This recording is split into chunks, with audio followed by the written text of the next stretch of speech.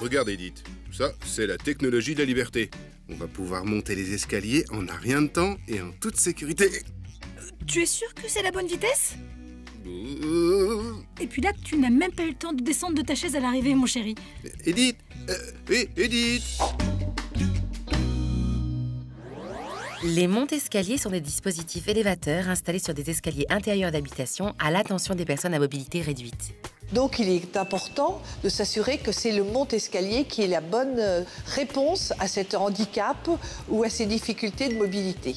Et pour cela, il peut être important de se faire aider et accompagner, soit par son médecin traitant, soit par un kinésithérapeute, soit par un ergothérapeute. Il est important aussi que la personne concernée teste l'installation. Pour vérifier la commodité et leur appréhension à ce système. Et puis évidemment, il faut s'assurer qu'aucune autre solution n'est préférable, comme l'installation d'une chambre au rez-de-chaussée de son habitation. Lorsque le monte-escalier est préconisé, quelques précautions sont à prendre au moment de l'installation. Il est important d'exiger de l'installateur une démonstration du fonctionnement lors de la première mise en service, ainsi que les consignes à suivre en cas de difficulté.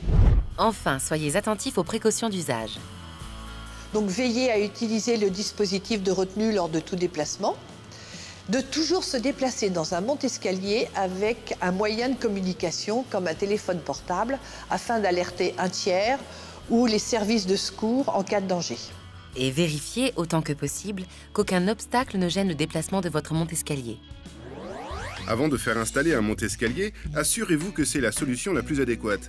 Une fois installé, exigez une démonstration de la part de l'installateur. Et il est préférable, en cas de problème, d'avoir un moyen de communication à portée de main pendant l'utilisation.